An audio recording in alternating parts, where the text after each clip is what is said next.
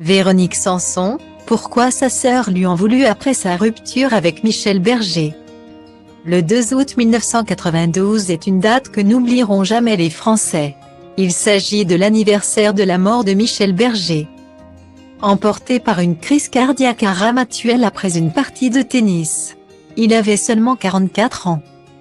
Une disparition qui a bouleversé à jamais sa compagne d'alors, France Gall. Avant elle, Michel Berger a notamment partagé la vie d'une autre célèbre chanteuse, Véronique Sanson.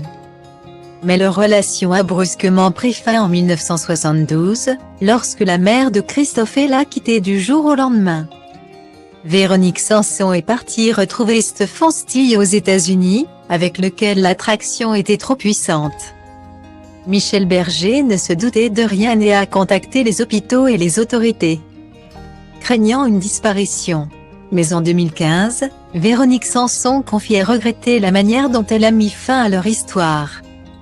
Je n'ai pas culpabilisé d'être partie, mais d'avoir eu la lâcheté de ne pas prévenir Michel. À ma décharge, j'étais jeune, je devais avoir 20 ou 21 ans.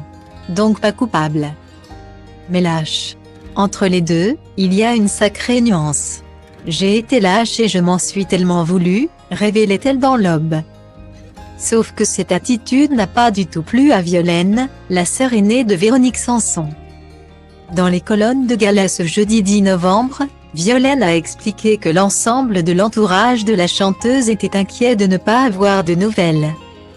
J'étais avec Michel et sa sœur Franca, dans l'appartement qu'il avait avec Véro à Paris, rue de Prony. On a passé une nuit à appeler les hôpitaux, puis les commissariats.